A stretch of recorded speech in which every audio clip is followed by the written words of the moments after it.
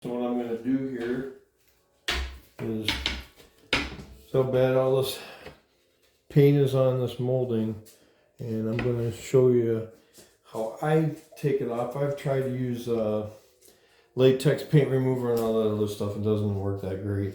If you ask me, the problem actually probably was okay, but the problem we had with it was also taking the finish off. And if you have real wood, that can be an issue. So how I do this, a razor knife, and then I just go along here like this, and I gotta be careful. I've got my tape on my finger so I can slide along here and not get slivers, which I already did tonight, but I didn't have it on. And you try to keep your blade as much as you can flat, and then just start cutting into the paint like this, and just, it's a little bit, do it choppy like this. Don't try to pull it towards your hand, because you really shouldn't cut towards your hand. But to hold this and do this, if you do short strokes like this, now I'm pushing pretty hard against this to make sure I can hold this fairly steady, and see how close it's cutting. If you cut a little bit into wood, don't worry about it. Just don't make big gouges into it.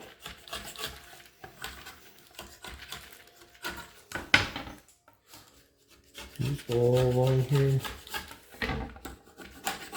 Now I've done this. I spent a lot of hours on this house doing this, and I had to figure out a way to get this so done. You see how nice that looks there. You can go back over it if you want to get a little bit better, but I will show you what I do after I get done. Go down this.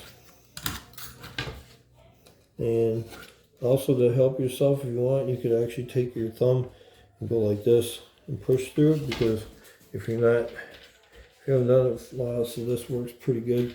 For some people it's going to work real good. It's just faster for me because I've done it long enough.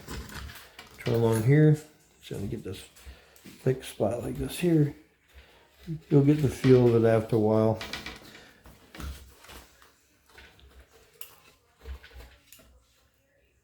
And as you cut into a little bit, that's what I'm trying not to do. So I'm going to cut back this way. Like I said, don't worry about it if you do a little bit, because then. So now, pretty much got that done. Like I say, you can go back over it. You can kind of guide you like that. But what I usually do now is take the knife. And some people probably don't like that scraping sound, but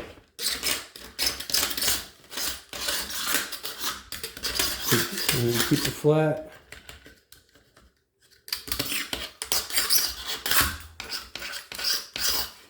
And this is with the sharp blade, because obviously a dull blade is not going to scrape as good. This is oak too, in case you're wondering what type of wood it is. So it's really hard. I've never done pine. You probably could do the same thing, but that's going to need a sharp blade to.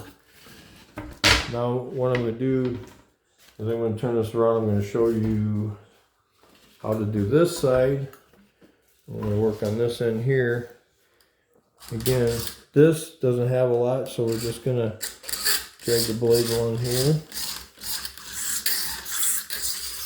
And I'm actually tipping this as I go back and forth.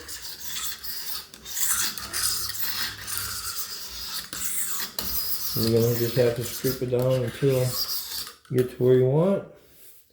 So you get it all out of there. And then if you have, let's see if I can find a spot where went with some wood grain where you won't be able to get, this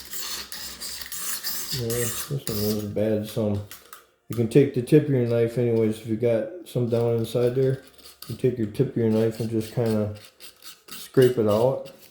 Some of this will get into the grain where it gets really deep. This one doesn't have much on it, but where you have the really deep grain in there, you'll get paint down there. When somebody's done that, you can just take the tip of your blade and try to scrape it out as best you can. So,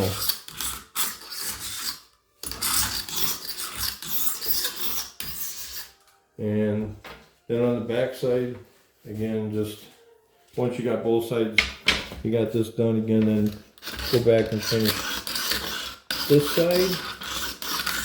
And then you're gonna have little frayed edges here with some of the wood fibers.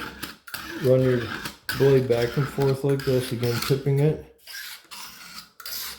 And just drag it across there.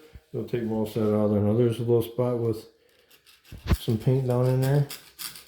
And the blade I'm just let kind of vibrate.